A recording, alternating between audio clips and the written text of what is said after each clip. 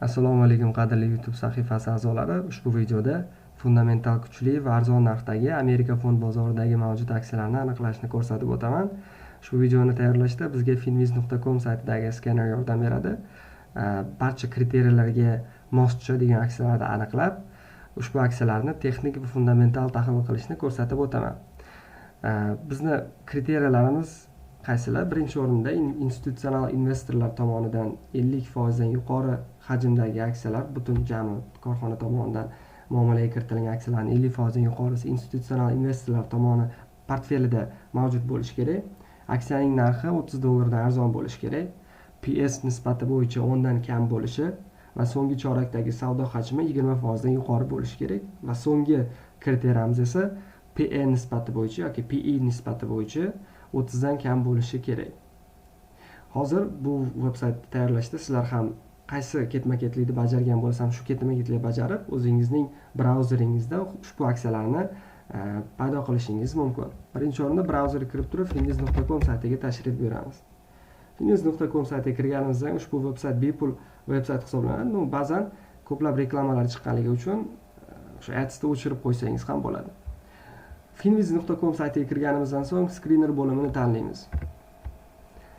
Screener bo'limini tanlaganimizdan so'ng keyingi ishimiz all degan bo'limga kiramiz. Mana ko'rib turishingiz mumkin. All bo'limiga kirganimizdan so'ng birinchi kriteriyamiz joylaymiz. Jami muomaladagi aksiyalarning 100% deb oladigan bo'lsak, ushbu 100% li aksiyalarda aytaylik 50 millionta aksiya chiqargan bo'lsa korxona, 25 millionta aksiya va undan yuqorisi institutsional investorlarning portfelida mavjud bo'lishi kerak. Institutsional investorlar kimlar? Ushbu videodan ikkita videoni pastida ushbu institutsional investorlar haqida to'liq ma'lumotni berganman. Institutsional investorlar bular moliyaviy tashkilotlar, banklar, sug'urta tashkilotlari, pensioniy fondlar, aytishimiz mumkin Amerikadagi yirik aktivlarni boshqaradigan fond va shu bilan birgalikda hedge fondlar hisoblanadi. Ushbu korxonalar aksiyalar bilan juda ham yuqori tarzda savdolarni amalga oshirib turib, o'zining mijozlariga, investorlarga daromad olib kelishni ko'zlaydigan tashkilotlar hisoblanadi. Ushbu investorlarning aksiyalarni xarid qilishi bu ushbu korxonaning kelgusidagi aksiyalarning narxiga o'sishiga yoki korxonaning rivojlanishiga bo'lgan ishonchni, optimizmni ko'rsatadi. Shu sababli 50% dan yuqori degan mezonni tanlab oldik. Agar xohlasangiz bu ko'rsatkichni siz 30%, 20% deb olishingiz yoki 90% sifatida ham olishingiz mumkin. Biz bu videoda over 50%, ya'ni 50% dan yuqori tanlaymiz. Keyingi ko'rsatkichimiz aksiyaning narxlari. Ushbu videoda arzon narxdagi aksiyalarni tanlab olish qo'ygan bo'lsak maqsad, shu sababli aksiyaning narxini $30 dan arzon deb belgilaymiz. Under $30. Yani $30 dan arzon deb belgiladik. Keyingi kriteriyamiz mezonlarga qarab qo'yamiz. PS nisbati 10 dan kam bo'lishi kerak. PS nisbatiga kiramiz va buni 10 dan kam deb belgilaymiz. 10 dan kam deb belgiladik. Keyingi ko'rsatkichimiz bu so'nggi chorakdagi savdo hajmi 20% dan yuqori bo'lishi kerak. So'nggi chorakdagi savdo hajmi, savdo deganimizda sales nazarda tutiladi. Sales growth quarter over quarter mana 20% dan yuqori bo'lishga tanladik. Mana sales growth quarter over quarter bizda o'sha har choraklikdagi savdo hajmi 20% dan yuqori bo'lishi kerak. Va so'nggi bizning ko'rsatkichimiz aksiyaning yaxshi fundamental holatlarini ko'rsatkichi uchun PE nisbati, price to earnings ratio deyiladi. PE nisbati 30 dan kam bo'lishi kerak deb olamiz. Qadrli kuzatuvchilar, mana e'tiboringiz ko'rib turibsiz. Jami 139 ta aksiya ushbu kriteriyalarga mos tushar ekan. Barcha kriteriyalarning shartlariga mos tushadigan aksiyalarning ketma-ketligini taqdim etdi. Korxonaning tikkeri birinchi qismida joylashgan bo'lsa, korxonaning nomi ushbu bo'limda joylashgan. Qaysi sektorning a'zosi ekanligi esa bu sektorda, bu bo'limda ko'rsatilgan bo'lib, qaysi sanoatga tegishliligi esa mana bu bo'limda ko'rsatib o'tilgan. Korxonaning bozor kapitalizatsiyasi, jami korxonalarning barchasining bozor kapitalizatsiyasi esa bu bo'limda ko'rsatib o'tilgan. Endi bularda qanaqa korxonalar kelib chiqdi? $30 dan arzon bo'lgan, institutsional investorlar tomonidan 50% dan yuqori bo'lgan jami muomaladagi aksiyalarning boshqaruvi va so'nggi savdo chorakliklarining ma'lumotlari 20% dan yuqori bo'lgan, PS nisbati 10 dan kam va PE nisbati 30 dan kam bo'lgan kriteriyalarga tushgan aksiyalarimiz mana bizani skannerda, ya'ni saralashimizda paydo bo'ldi. Ushbu aksiyalarni orasidan yaxshi kandidatlarni aniqlab turib, ularning texnik tahlili, shariatga muvofiqligini tekshirib va fundamental tahlilni amalga oshirib turib, o'zimizning o'sha brokerskiy hisobimizdagi depozitimiz yoki bir so'z bilan aytganda portfelimizga qo'shish ehtimolligi mavjud bo'ladi. Albatta, portfel tuzishingizda ushbu kriteriyalarga asoslangan aksiyalardan tuzishingiz mumkin. Buni amalga oshirish uchun sektorlari va industriyalar, ya'ni sanoatlari turli xil bo'lgan diversifikatsiyalangan portfel tuzishni maslahat beraman. Masalan, bitta aksiyani tahlil qilib ko'rishga harakat qilamiz. Kelinglar, shariatga muvofiq bo'lgan bir sohani vakilidan topishga harakat qilamiz. Masalan, AXCL, American Axle Manufacturing Holdings degan korxonani tahlil qilamiz. Ushbu korxonani shariatga muvofiqligini tekshirish uchun muslimexchange.com saytiga tashrif buyuramiz va korxonaning tickerini bu yerga yozamiz. AXCL korxonasi American Axle Manufacturing Holdings Incorporation. Mana ushbu ma'lumot kelib chiqdi. Afsuski, ushbu korxona shariatga muvofiq emas ekan. So'rashingiz mumkin, shariatga muvofiq bo'lmasligiga nima sabablar bo'lishi mumkin?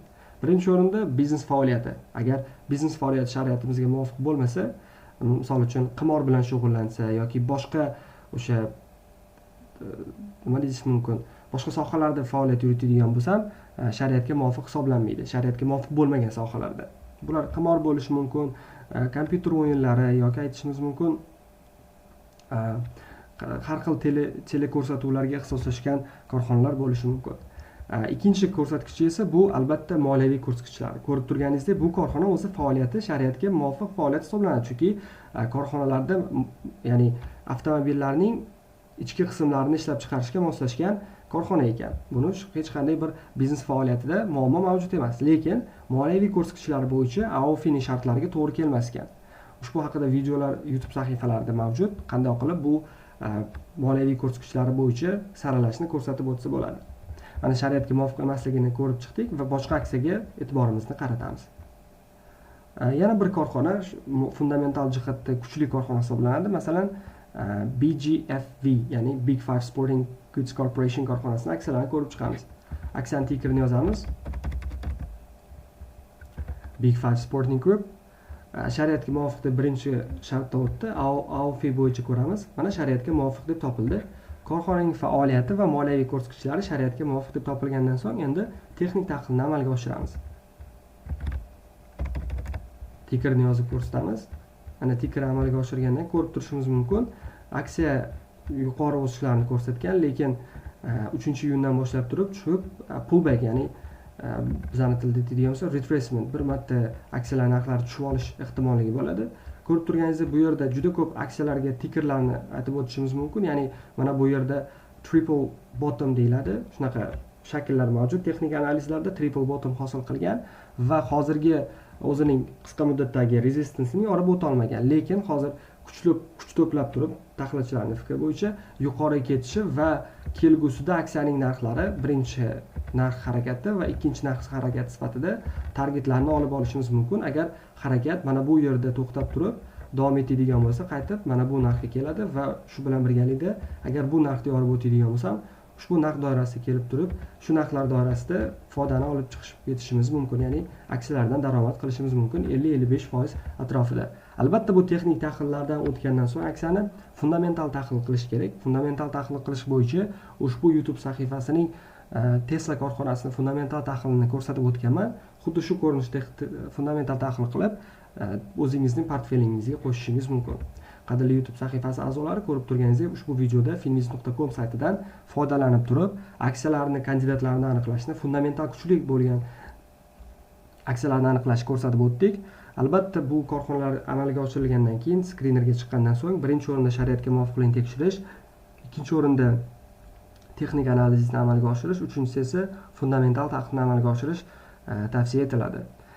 Qadrli kuzatuvchilar, agar sizlarga Amerika fond bozoriga sarmoya kiritish kabi mavzular qiziq bo'lsa va ushbu faoliyat bilan shug'ullanishni oldingizga maqsad qilgan bo'lsangiz, ushbu videoning havolasida alohida guruhimiz mavjud. Ushbu guruhda bepul signallar, shu bilan birgalikda har qanday savolingizga javob topishingiz mumkin. Ushbu sohani kelgusida o'zingizni shaxsiy karyerniy faoliyatingiz sifatida olib ketishni maqsad qilgan bo'lsangiz, professional kurslarimiz mavjud. Bir oyga mo'ljallangan onlayn intensiv kurslarimizni ham taklif etamiz.